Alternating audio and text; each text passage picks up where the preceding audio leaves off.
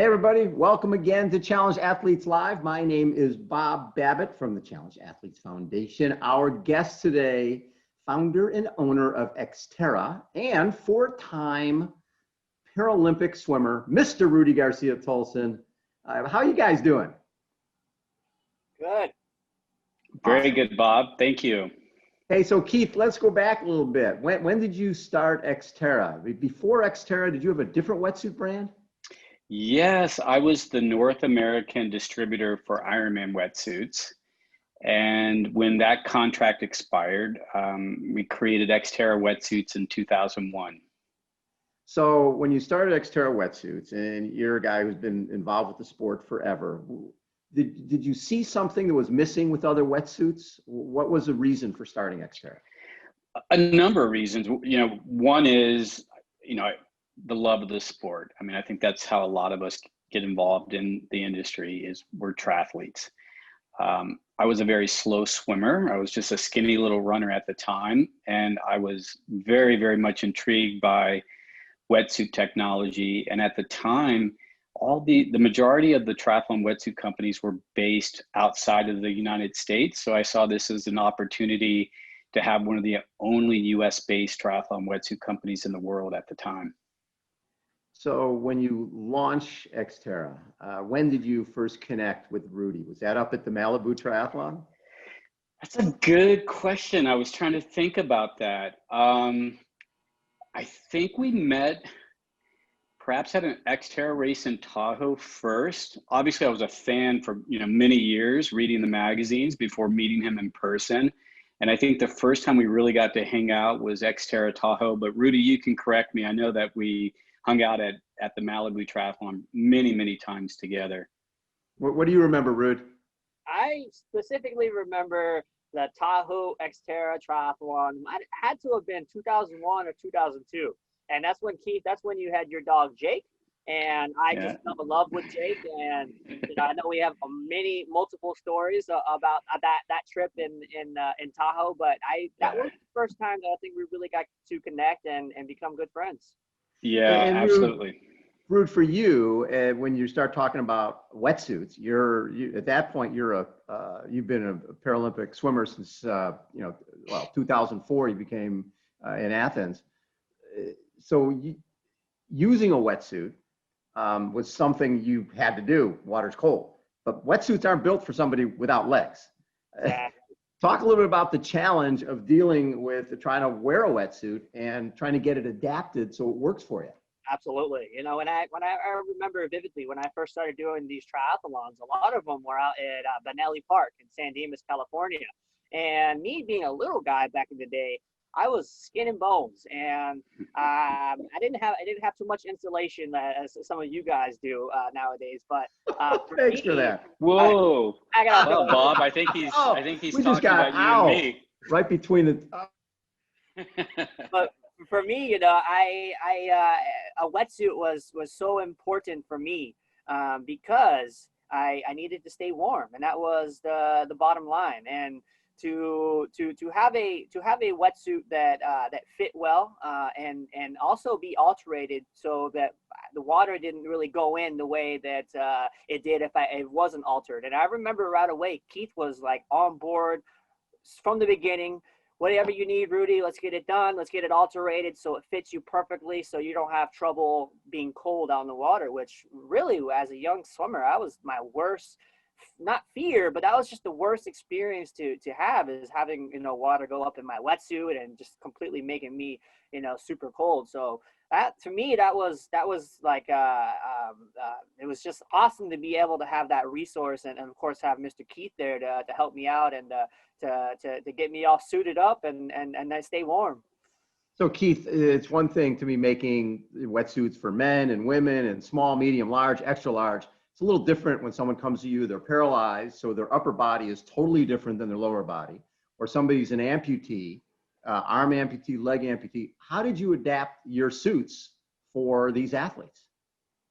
So it's really just listening, and I think it really did begin with Rudy, and his feedback was really instrumental in us developing a plan to alter triathlon wetsuits for all the different challenge athletes and the different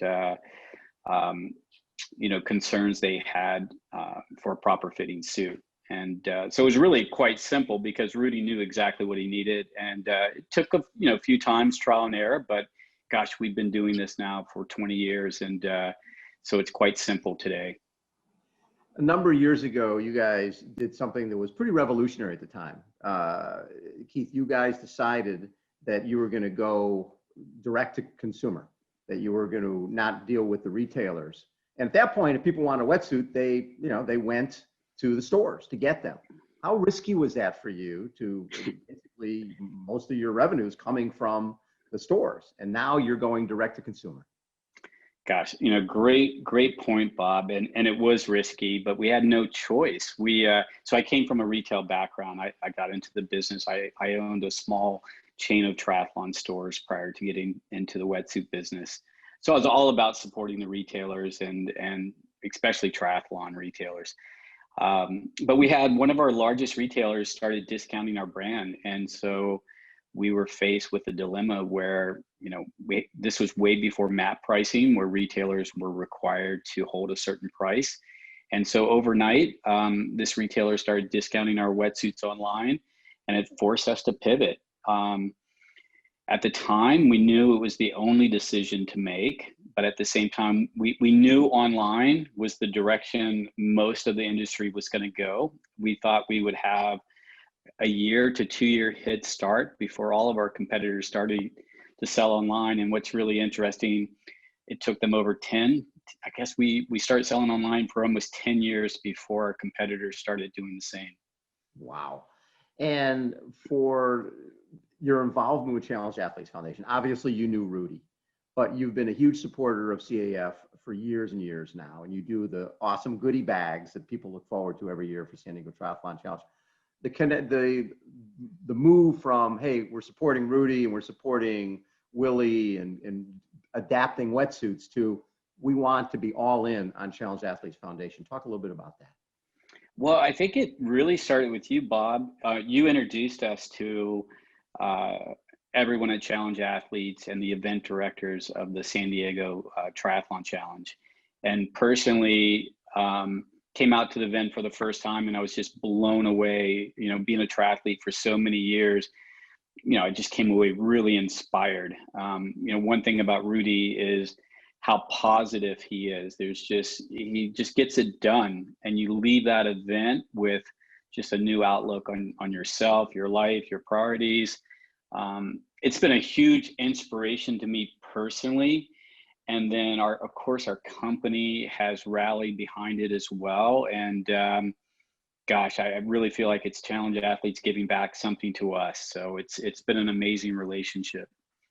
Watching Rudy, the kid you really got to spend some time with in 2000 and 2001, now he's 32 years old. It's like we've watched him grow up in front of our eyes. What are your impressions of where he started and where he is now? Oh my gosh, I've got to see him grow into this amazing, I say a young man because he's just an amazing young man, and he's had a big influence in my life. I've always thought of myself as like a big brother to Rudy. We just continue to cheer along, and our relationships evolved over the years, and just amazing guy. That's all I can say. So Rude, from your perspective, here you are. You were sort of immersed into this triathlon stuff by being involved with Challenge Athletes Foundation, and you heard about it every day from Keith and myself and everyone else. But you're a swimmer, and you're the races you're doing are, when you're doing 200 IM, it's 2 minutes and 32 seconds. So when you decide that, okay, I want to do Ironman and go from a 2-minute event to at a 200-meter event to a 140.6 mile event, and you don't have quads or hamstrings, so you're gonna have to ride a bike basically with just your glutes. Talk a little bit about making that decision and how you would have changed the way you train from that sprint all out to 140.6 miles. Absolutely. In the Paralympics, my main focus is a race that, like you said, takes 2 minutes and 30 seconds. And to go from that to saying, okay, I have a 2.4 mile swim now that's going to take me roughly an hour, is more of a mental challenge that I love, and I think that's why we're all involved in triathlon, because of that aspect of the race. But for me, the swim is my favorite sport, and to be able to start an Ironman with the swim for me is like a gift. It's something that I am comfortable with. It's something that I enjoy. It's something that I'm good at. And so for me to start my Ironman, day with a swim with my Xterra wetsuit on, of course, is probably the best way to start a very challenging and grueling day. And to continue on to the bike, like you said, no hamstrings and no calf muscles, and I'm really using a lot of my hip flexors, a lot of glute muscles and abs, a lot of upper body as well. And it's just, I can easily say the cycling is my least favorite part, because there's just so much pain involved, from having to sit in the saddle for 8 hours straight and not have too much relief, to just the amount of force and energy that I need to power myself up hills. And of course, whenever there's conditions such as wind, it just adds on to the challenge. And then to finish that off with a 26-mile run, it's something that I look back on and I'm proud of doing.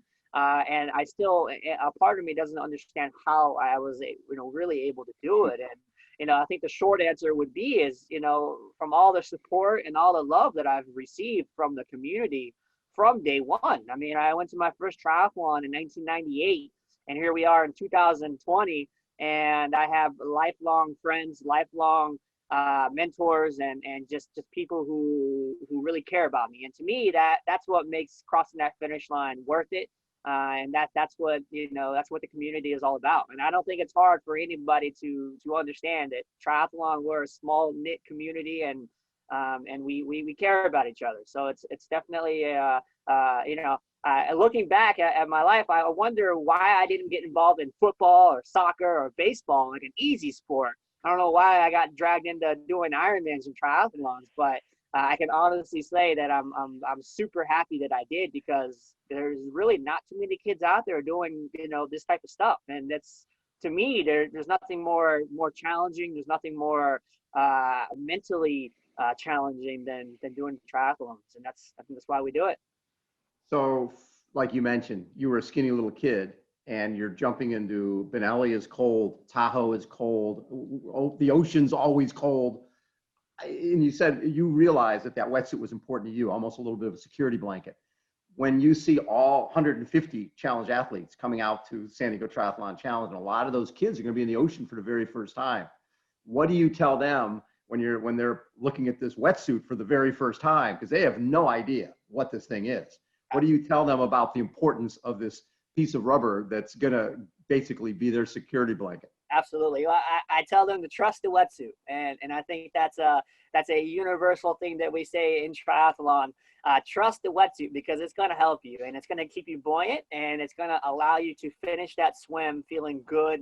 You're not feeling tight. Obviously Xterra wetsuits are super flexible in the shoulders, and for someone like myself, that's utmost important. If I can't move my shoulders the right way, the same way I do in the pool as in the ocean with my wetsuit on, then there's no point of wearing it. But to me, now, like last year at the San Diego Triathalon Challenge, I remember sitting down there in the Cove. Oh, actually, we didn't do the Cove last year. We did the Hoya Shores. That's right. Well, I still remember the Cove like 2 or 3 years ago. And to see all the kids out there for the first time doing the swim, regardless of how far they went out, but to see them all uniformed up with their Xterra, it's like a bunch of superheroes out there. And I know that's how they feel as well, because I mean, one of the most responses that I get from people wearing a wetsuit for the first time is, man, I feel like a superhero or something, and I think that's the power that Xterra brings, and that's the power that a lot of these challenge athletes bring to the starting line. So Keith, when you're down there at San Diego Triathalon Challenge, and like you said, you came down and watched it and were blown away. When you're there now and you see all of our kids and some of our challenge athletes, adults, outfitted in Xterra, and there has to be a little feeling of pride when you know that wetsuit it's not just, it's not like what we talk about with our sport. It's not a luxury item. It's a huge part of somebody's ability to get through that day. Talk a little bit about that feeling when you see everybody going into the water on San Diego Triathlon Challenge Day. Oh, I mean, it's incredible to be a part of the event. And of course, that invite started with you, Bob. So thank you enough. I really cannot thank you enough for everything that you've done to let us into this organization. But my business partner and I both live in San Diego, and we go by the Cove on a regular basis, not even just on a regular weekday, and seeing so many of our wetsuits tested out in the Cove. We've been really fortunate. We have #1 market share in North America. And so we work really hard at the business. And a lot of times, especially when you're selling direct online, you don't have that interface with the customer. So when we walk down the Cove, whether it's for the San Diego Triathlon Challenge or just seeing people out there swimming our suits, it just makes all this work. It's hard work. We're working around the clock to run this online business. And when you go down and see that, it's just a really special feeling. I think it helps validate what we do. Love it. And you guys have expanded into stand-up paddle boards. And what are some of the other goals for you in terms of product lines? Yeah, so my business partner, Glenn, he created Xterra boards, and we specialize in inflatable stand-up paddle boards. And obviously there's a cross between a lot of endurance athletes. They're using stand-up paddle boards for their training, just for family outings. But also we find a lot of the coaches are using the paddle boards for safety while they're coaching their athletes in open water. During this COVID time, a lot of the pools shut down. So everyone was forced to swim open water, and these paddle boards are being used more and more by the coaches. So that's been a great division. And we recently acquired a sports nutrition company called Zim, and it's an electrolyte tablet. We're really proud and excited about it. Awesome. Hey, Keith, thanks so much for all your amazing support of CAF. You guys have been there basically from close to the beginning. And the number of our athletes, of challenge athletes who've got their first open water experience wearing an Xterra wetsuit, there's a ton of them. And it's because of your guys' generosity. I really appreciate it. Hey, my pleasure. And thank you guys, and just keep inspiring us. And I need to jot down, I think, something Rudy said, trust the wetsuit. That's our next ad campaign. See? So I'll give Rudy credit for that. I wrote it down. Thank you. Thanks for that takeaway, Rudy. Rude. Hey, and Rude, one more thing. So you're going for a 5th Paralympics? Is that what the story is?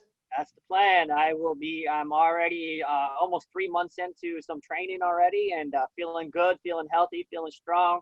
And, we'll see what happens. But, as I say, I'm not training to make the team. I'm training to get on the podium. So I love it. Exactly. And if you're going to be on the podium, why be looking up at anybody, right? If you're going to be on the podium, might as well be on the top step. That's what I always love it. Always go. I love Rudy, the confidence. Thank you so much. Keith, you're the best. This has been Challenged Athletes Live. My name is Bob Babbitt. Thanks everybody for tuning in. We'll catch you next time. Thank you.